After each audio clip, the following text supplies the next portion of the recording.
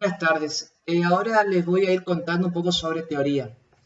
La teoría tiene dos acepciones. Una que nos dice que consiste en un conjunto de hipótesis de partida, de la deducción lógica de dichas hipótesis, de las consecuencias observacionales. La segunda acepción hace referencia a las consecuencias observacionales y a las consecuencias lógicas, únicamente. La noción campbelliana de teoría, esta noción no hace mención a que únicamente la teoría pertenecería a los enunciados del tercer nivel. Nosotros en clase hablamos que habían tres niveles. El primer nivel, que eran los enunciados empíricos básicos.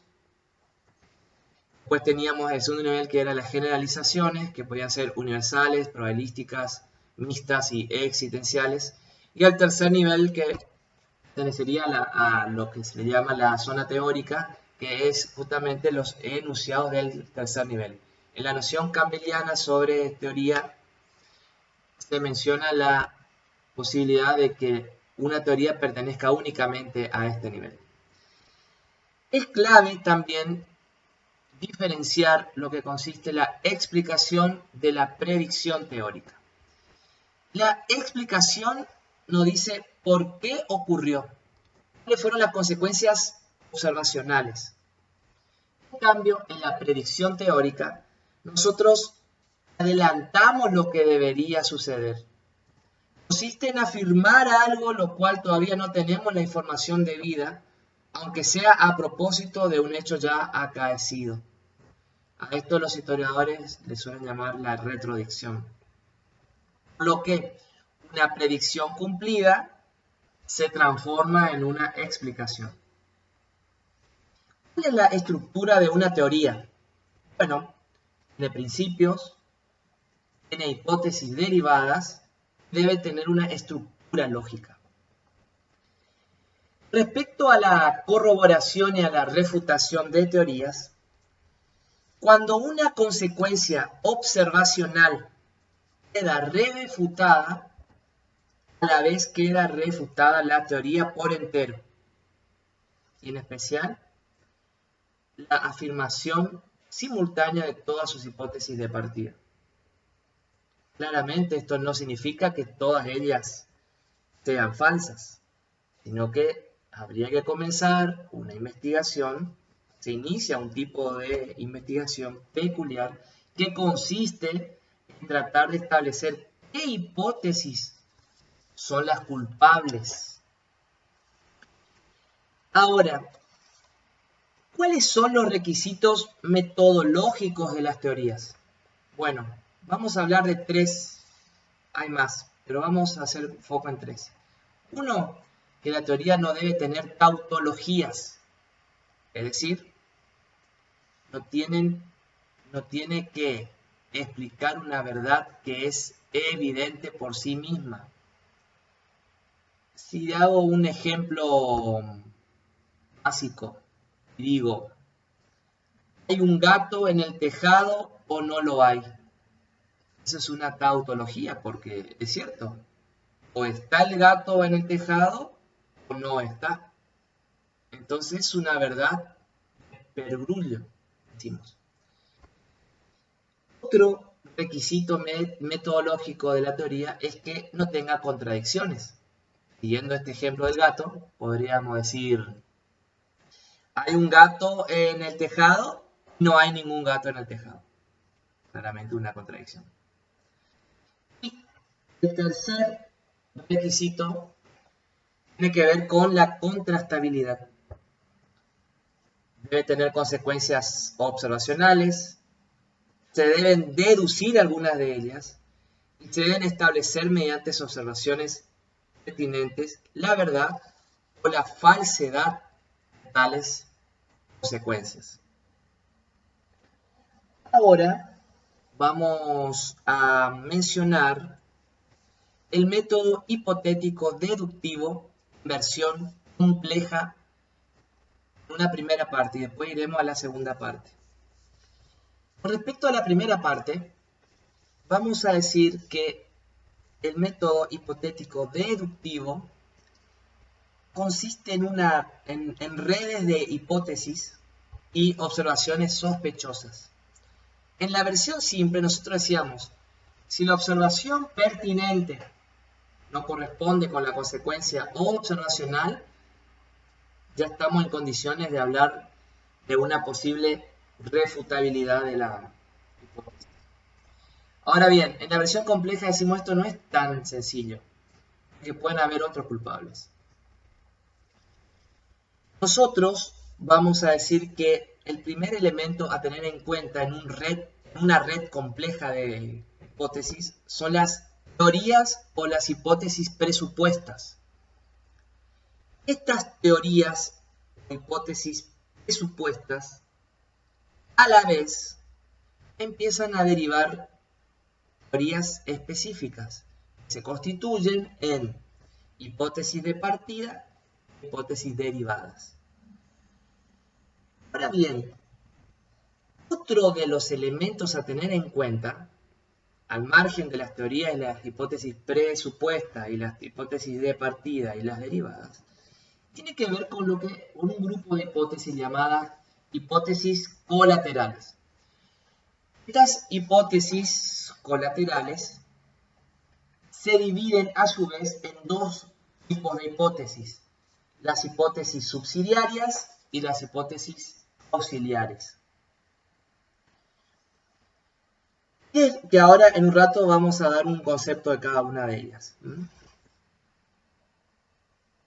Como un quinto elemento, que hablamos de teorías e hipótesis presupuestas, un segundo elemento, teoría específica constituida por la hipótesis de partida y la hipótesis derivada. Un tercer y cuarto grupo llamado las hipótesis colaterales, que se dividen en hipótesis subsidiaria, que viene a ser el elemento número 3, y la hipótesis auxiliaria, que viene a ser el elemento número 4, y el elemento número 5, que son los datos observacionales. Estos datos observacionales se constituyen en lo que se llama las condiciones iniciales y de contorno. Entonces, las hipótesis presupuestas, las hipótesis específicas, las hipótesis subsidiarias, las hipótesis auxiliares y los datos de observación, todas ellas confluyen en lo que nosotros llamamos consecuencias observacionales. ¿Qué concepto podríamos dar de las hipótesis y teorías presupuestas? Son las palabras que se conocen de antemano, los términos presupuestos. Así como nosotros habíamos hablado en clases sobre los términos, decíamos que los términos, habían términos llamados presupuestos y habían términos llamados específicos. Aquí los presupuestos son aquellos justamente en los cuales el conocimiento ya está establecido previamente. ¿Qué concepto podemos decir sobre hipótesis colaterales? Que ya dijimos, bueno, tenemos las hipótesis presupuestas, la hipótesis de partida y las derivadas, que ya venimos hablando desde el método hipotético deductivo en versión simple. ¿Qué podemos decir de las hipótesis colaterales? Que le dije recién que se dividían en subsidiarias y en auxiliares. Las colaterales tienen que ver con lo que se llama las propiedades del material de trabajo. Las propiedades del material de trabajo son las características que deben cumplimentar los instrumentos utilizados para la experimentación, para la comprobación, para la observación. Las subsidiarias, ahora, ¿cuál es la diferencia entre las subsidiarias y las auxiliares? Las subsidiarias son las corroboradas y aceptadas, que expresan nuestro conocimiento anterior del material, es decir, hay cierto respaldo científico sobre el uso de estos materiales del trabajo. En cambio, las hipótesis auxiliares son aquellas que se aceptan provisoriamente y transitoriamente. Es decir, que el respaldo es mucho menor. ¿Qué podemos decir ahora con respecto al elemento datos observacionales que le dije que también se le llamaba condiciones iniciales o de contorno? Estos son enunciados singulares de primer nivel que informan acerca de la base empírica y del contexto particular en el que se organiza la investigación. Estos datos observacionales son enunciados empíricos básicos que ya están verificadas. Entonces, si la consecuencia observacional a partir de claramente las observaciones pertinentes, volviendo a ese comparativo que hacemos entre observaciones pertinentes y consecuencias observacionales, una consecuencia observacional resultará ser falsa cuando cualquiera de los 5 elementos que nosotros hablamos son falsos. En el método hipotético deductivo en versión simple, únicamente se declaraba culpable a la observación pertinente y a la consecuencia observacional. Aquí ahora hay 5 sospechosos. 1, la teoría de hipótesis presupuestas. Segundo, la teoría específica con hipótesis de partida y las derivadas. Tercero, las hipótesis colaterales, las subsidiarias y las auxiliares, sería tercero y cuarto. Y el quinto, las condiciones iniciales y de contorno o bien los datos observacionales. Y ahí existen 2 grandes posturas. Una postura que es llamada conservadora y una postura que son los revolucionarios. Esta postura tiene que ver con qué hacer ante la refutación. Los conservadores solicitarían la mayor cantidad de testigos, la mayor cantidad de pruebas, la mayor cantidad de indicios posibles para evaluar la refutabilidad de la consecuencia observacional. En cambio, los revolucionarios, al encontrar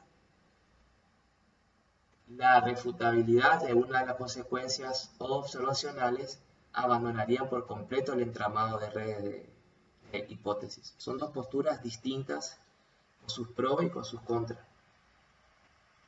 Claramente, habrá perturbaciones en los datos, habrá perturbaciones en las observaciones, tanto internas como externas, que afectan a cada uno de los componentes del entramado de las redes complejas del método hipotético deductivo en versión completa. Bien. Enunciados de primer nivel como hipótesis. ¿Qué podemos decir con respecto a esto? Todo enunciado que utiliza conceptos físicos tiene carácter de hipótesis, ya que implícitamente se está presuponiendo cuál será el comportamiento futuro de lo que se observa. Por eso se dice que se tendría que hablar de ellos en términos de corroboración.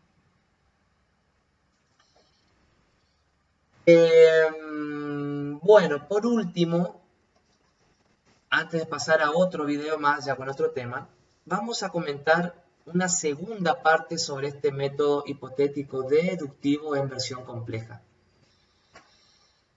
Bueno, dijimos, hay muchos sospechosos, 5 elementos que pueden ser los sospechosos para que me derrumbe una teoría, un conjunto de hipótesis.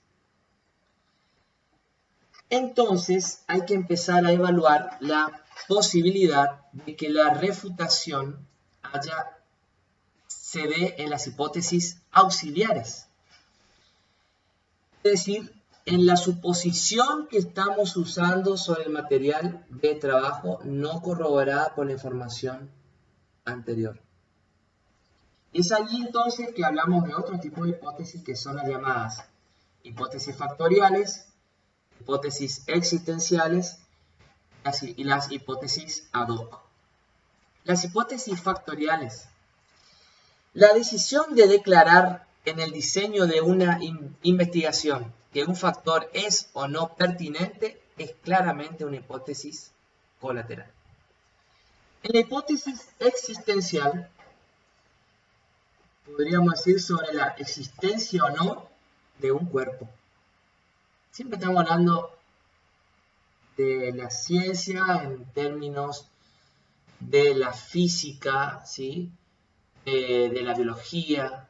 Vamos a hacer después una mención sobre las limitaciones para las ciencias sociales. Las hipótesis ad hoc son las hipótesis totalmente improvisadas. Tienen un único fin, es salvar o defender una teoría específica. Cuando una teoría tiene muchas hipótesis ad hoc, es sospechosa, es decir, que es endeble, es débil. Entonces tenemos que tener en cuenta cuántas hipótesis la están salvando. Claramente puede haber refutación en hipótesis subsidiarias, que eran aquellas que expresaban un conocimiento ya garantizado. Pueden ser culpables. Decimos que la ciencia se construye con conocimiento provisorio. Claramente puede haber refutación sobre las teorías supuestas en primer nivel. Esas teorías presupuestas vienen a constituir como ejemplo la teoría de la relatividad de Einstein. Una teoría que da origen a un conjunto de más hipótesis de partida y de sus derivados lógicos. Bueno, en el próximo video vamos a hablar un poquito sobre la explicación científica.